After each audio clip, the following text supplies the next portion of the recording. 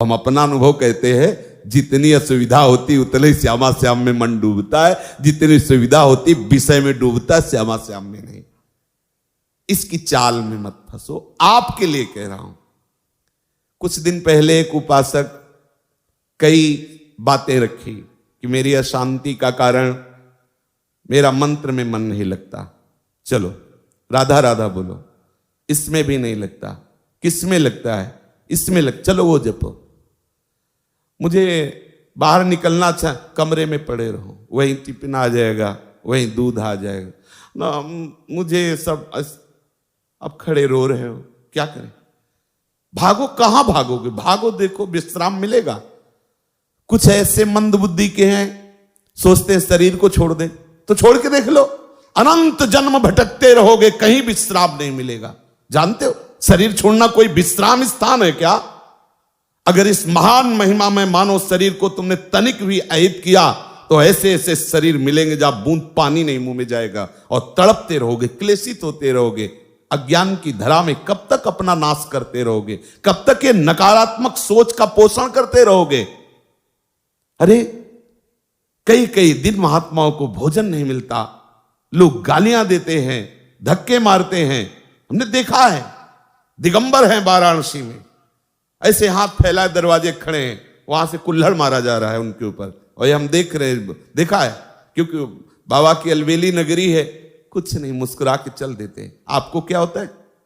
आपके पास तो वस्त्र है, आपके पास तो वास की व्यवस्था है, आपको तो भोजन मिल रहा है। वहां भोजन के लिए भूख से विवश होकर के जाते हैं, और वहां कहीं भी कभी भी वो जगत गुरु आपको ऐसा पक्का करेगा, पक्का समझ लीजिए।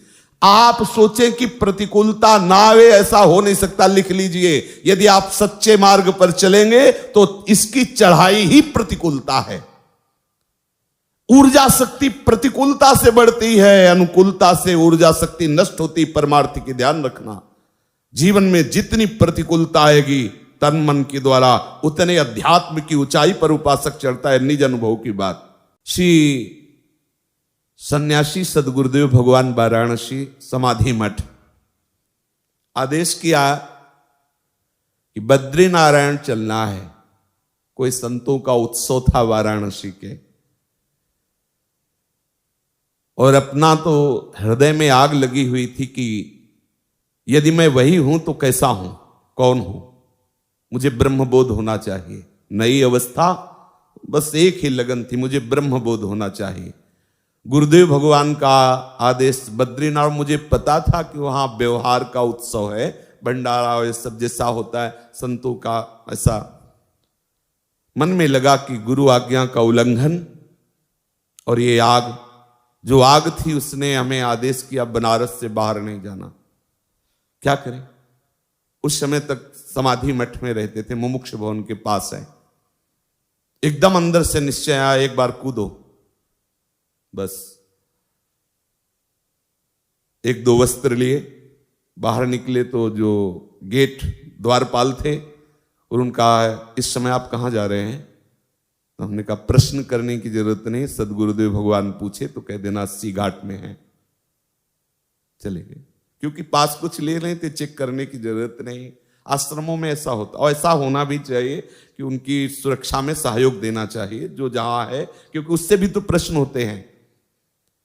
80 घाट में जब आए तो निश्चय किया, यह हम हृदय की बात करें, आज के बाद कभी अर्थ स्पर्श नहीं करेंगे जब तक ब्रह्मबोध नहीं होगा।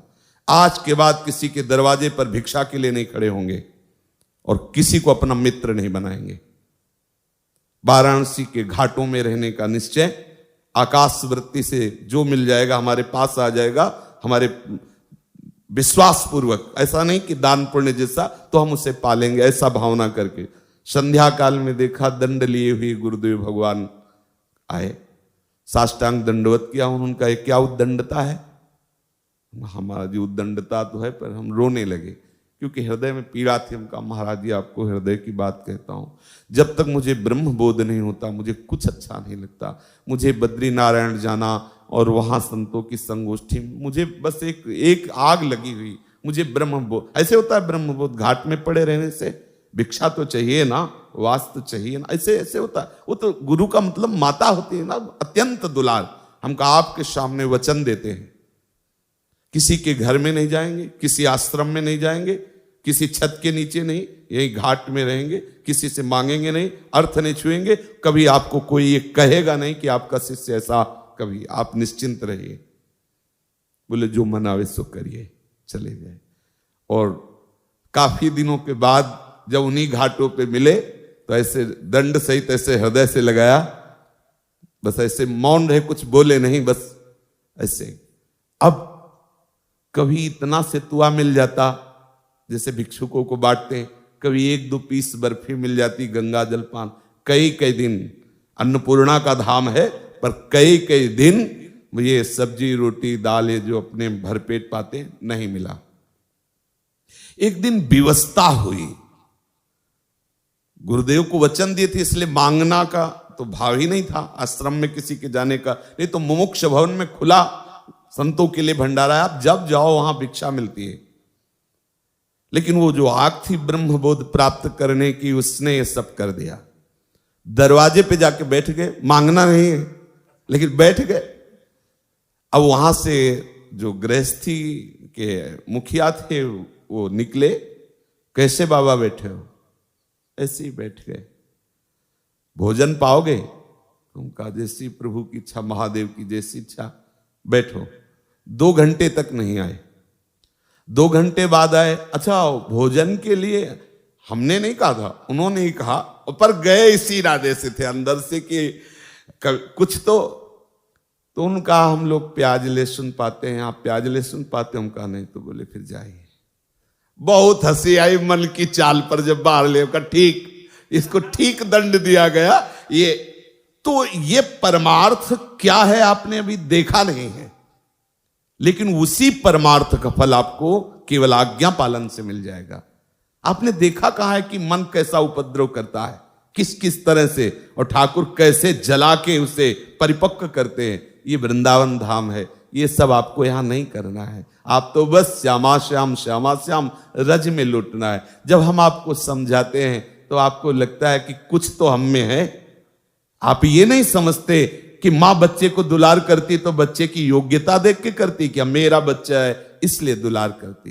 इसलिए सब, चाहे गृहस्थ हो चाहे विरक्त हो, गुरु वचनों के अनुसार चलोगे तो परमार्थ की ऊंचाई पर स्थित हो जाओगे, और मन की चाल पे चलोगे तो भटकना ही है। ये तुम्हें दिखाएगा कि हम यमुना किनारे खूब भजन करेंगे। हम आपको कहते हैं, अगर आपने कोई भी उद्दंडता की तो माना कि 4 दिन ये आपसे वो करवाएगा, लेकिन 5वें दिन ऐसी जगह खड़ा करेगा जहां से आपका परमार्थ क्षीण होने लगेगा। विश्वास मानिए, धैर्यपूर्वक गुरु आज्ञा के अंतर्गत चलिए तो ये मन श्यामा श्याम में अनन्य हो जाएगा। जो जन्म जन्मांतरों की साधना से नहीं मिलता, वो कृपा से तुम्हें मिल जाएगा। भगवत रसिक जी कह रहे हैं, कै बच्चा के पेट, बस बच्चा ही तो बनना। बच्चा क्या करता है, मैं बताओ? बच्चा शब्द से क्या तात्पर्य है? केवल आचार्य चरण गुरु चरण के सहारे हो जाना, आश्रित हो जाना। अंदर से सोच लो, मुझे कुछ नहीं करना, अब मैं श्यामा श्याम के आश्रित हूं। हे श्यामा श्याम, जैसे अपने प्राय सत्संग में कहते रहते हैं, आप ही हमारे साधन हो और आप ही हमारे साध्य हो। तो हमारे साधन का तात्पर्य क्या है? मैं आपकी शरण में हूं, आपके आश्रित हूं। अब आप जो करवाना चाहो तो देखो कर।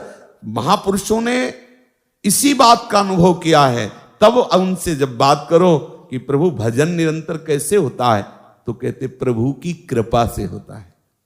किसी भी सिद्ध महापुरुष से बात करके देखो, आपके जीवन की इस उच्चतम अवस्था पर पहुंचने का आपका क्या साधन रहा है, तो कहते सिर्फ गुरु कृपा, सिर्फ आचार्य कृपा, सिर्फ भगवत कृपा।